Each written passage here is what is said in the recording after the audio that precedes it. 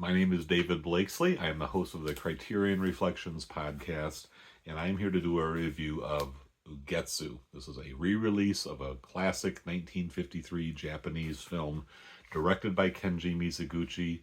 It's a ghost story. It's kind of a historic epic, a great classic of Japanese film, like I've said, and really happy to have it in this new 4K Blu-ray combo edition. UGETSU has a pretty long history with the Criterion Collection. Back in 1992, they released it, maybe it was early 93, but they released it in the early 90s on Laserdisc back when they were doing that. I don't have a copy to show off there, but there is a supplement from that Laserdisc and an interview with, I think it was a cinematographer that's included in all of these releases I'm about to show you. In 2005, they released this beautiful DVD package. This is the slipcase. You see two different digipacks in there, plus a kind of a perfect bound book. A really beautiful edition. Of course, here's the interior packaging, little digipack, and then this book. I'm very happy to say that in all of these re-releases, the Criterion Collection has maintained fidelity to that original DVD packaging. This is the Blu-ray from 2017. Again, you can open it up and you can see pretty much the same thing, except it's all on one disc now. The Mizoguchi bio documentary is also still there. It just doesn't have its own disc anymore because the main feature is short enough that they can fit two movies onto one Blu-ray.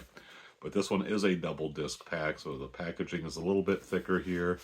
But yeah, what a splendid edition. You know, just kind of a beautiful, dignified slipcase, image from the film. The interior folded a couple times. What is in this book? It is the printed stories that the film is based on. There's two Japanese ghost stories published in 1776, and there's also a short story by Guy de Maupassant that's in here. And so, yeah, basically it's kind of a literary supplement with some illustrations to the main film. So yeah, you can see a lot of effort's been put into the packaging of this lovely film. And the fact that it's been released by Criterion 4 times over the course of the company's history makes you wonder, what is it about this movie that makes it so essential that they always want to make it available in the best possible format as they've moved from Laserdisc to DVD to Blu-ray to 4K now. And this is a very important movie historically. It was released in the West, in like USA and Europe, in the early 1950s. I think 1954 is when it made its American debut. So about a year after it had won the Silver Lion at the Venice Film Festival in 1953. This was Mizoguchi's big international breakthrough. He had been making excellent films before that. I'll show you some of those in just a little bit. But UGETSU kind of came out right around the same time as Rashomon by Akira Kurosawa. And those two films really were kind of like the tip of the spear, so to speak, for Japanese cinema as far as wider Western-oriented audiences were concerned. And they really loved both of those films and had a lot of commercial success. So UGETSU is a ghost story. It is a story from kind of the medieval era or feudal era of Japan's history. The film introduces it as a set at a time of civil war, where there's basically marauding gangs of soldiers scouring the countryside, looting and pillaging, as kind of some of the higher-ups in the feudal system were kind of going at it with each other, battling for territory or honor or, you know, money, resources, whatever the pretext was. A lot of chaos and disruption of ordinary people's lives. And this is about two couples, basically. There's one couple. The man is a farmer, but he does some pottery on the side. He has ambitions of wanting to grow his business and not be a man dedicated to toiling the earth quite as much. So he puts a lot of time and care into his pottery business. And with the war going on, he finds that he's getting some pretty good returns because people need stuff to store food in, and you know, he's making a good product. There's another couple where the husband is more of just an ordinary peasant with delusions of grandeur. He imagines himself going to be a big, famous soldier, a samurai warrior someday. He's got a common sense, grounded wife who's trying to sort of talk him out of some of his fanciful notions there, but she's only partly successful until he finally decides he's actually going to run off and join the war and try to make a name for himself and fulfill this kind of conceited ambition that he has about being some big stuff guy in this very anarchic and cruel military scene that is kind of enveloping all of their lives. So it's about the two men and their respective ambitions and the suffering and the kind of the trial, the travail that the wives have to go through as they stand by their men. So this is a film. I think one of the reasons it was so popular with Western audiences, it does have sort of that exciting, exotic Japanese element of kind of the costumes and the robes and the the eeriness when it gets into the ghostly side of the storytelling, as well as just that sort of it's something fresh, something different that audiences had not really seen, especially with such meticulous and exquisitely beautiful production values that makes this world come alive. So yeah, UGETSU definitely has been a classic of art house cinema for decades now, for 70 years plus. And I really believe that, it's a great introduction, especially if you are a newer viewer to Japanese cinema, a younger person. If all you've seen is Kurosawa, like say Rashomon, Seven Samurai, and some of his Shakespeare adaptations like Throne of Blood, those are excellent films. Maybe you've seen some Ozu, you've heard about Tokyo Story, so you want to check that out. But Mizoguchi may not be quite as prominent or familiar in maybe contemporary discourse, but I'm really glad that Criterion takes a film like this, which I've been familiar with for many years, and gives it kind of a state-of-the-art presentation with all the trimmings, with all the nice packaging and all of that. Yeah, this is a film that I've podcasted about, I've blogged about it, and it's sort of been just safely tucked away as one of those classics of Japanese cinema that, is a great gateway into kind of the wider realm of this incredible kind of catalog of magnificent movies that have been made in Japan really over the course of the last 100 years. So let's just talk a little bit more about Mizoguchi. While this might be, I would say, the ideal introduction to Mizoguchi, Sancho the Bailiff, which came out a few years later, originally from DVD, now is in Blu-ray, not yet available in 4K. There is a restoration out there.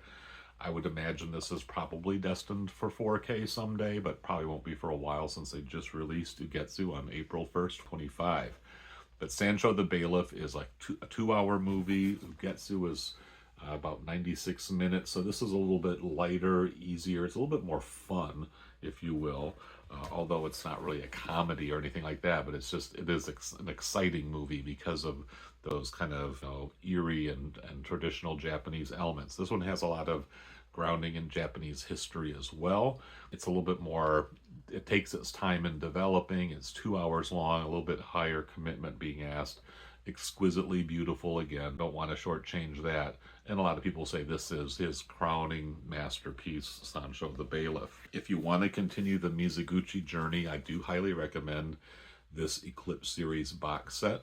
This is called Kenji Mizoguchi's Fallen Women. It has a couple of his earlier films, Osaka Elegy and Sisters of the Gion from like the 1930s.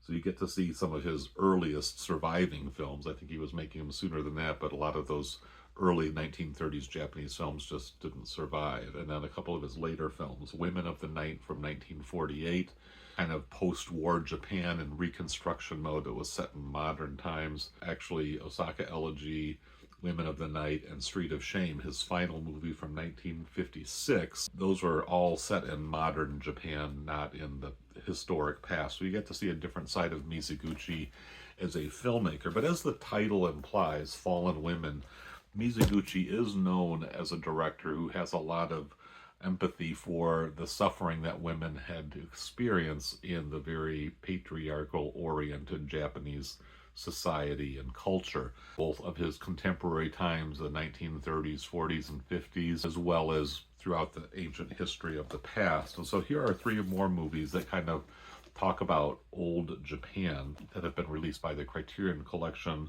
all by Kenji Mizoguchi, directed by him. The Life of Oharu, starring Kinio Tanaka, who's also very prominent in UGETSU and in Sancho the Bailiff. The story of the last chrysanthemum, and then a more towards the end of his career, a story from Chikamatsu.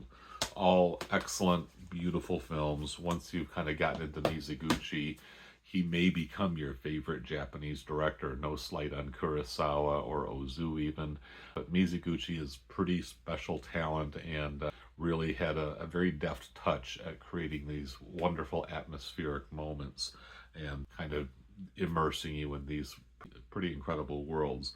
So yeah, that's my thought. I guess I do want to say, for those of you who maybe have had the Blu-ray for a while, what do you think? Is this worth the upgrade? You're asking me what I think, right? I definitely saw a difference. I put the Blu-ray on, watched some of it for a bit, and just kind of got the impression. I put the 4K on, and I've said quite a bit that I don't always get that kind of feedback. Maybe my eyes are getting a little bit more attuned to the 4K higher resolution, but there was a crispness and a kind of a clarity that made UGETSU stand out even more with the 4K. Now, you may find the Blu-ray perfectly adequate, and I'm not going to say, no, you really need to get this. This is not like leaps and bounds, but I think it is a new restoration that was not available. Look it up here so I can see.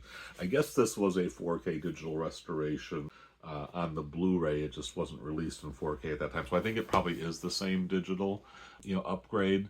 You just get the full 4K effect. This does not have HDR or Dolby or any of that kind of extra fancy 4K stuff.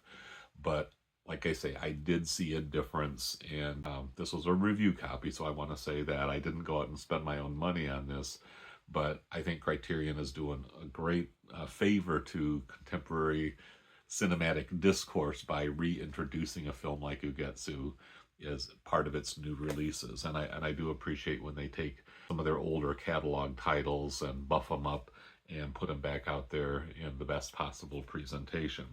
So yeah, and then yeah, the other thing that makes this a great introduction to Mizoguchi, it does have a 150-minute, 2.5-hour documentary about Kenji Mizoguchi, the life of a film director. So if you really want to understand the person and why perhaps he had such an affinity for the suffering of women, that documentary, which I haven't rewatched since I got this new edition, but I did rewatch it some of my earlier days of podcasting and blogging and all of that. But it is you definitely get the bigger picture of what Mizoguchi was about, what he experienced, his insights on, the kind of movies that he wanted to make and his reasons for making them the way that he did. So yes, high recommendation for UGETSU. If you don't have it already, absolutely get this 4K. If you've got the Blu-ray, it's really going to be your own personal decision on that. And then if you've got the DVD, absolutely get this version. They're all beautiful editions, but this is the best one yet.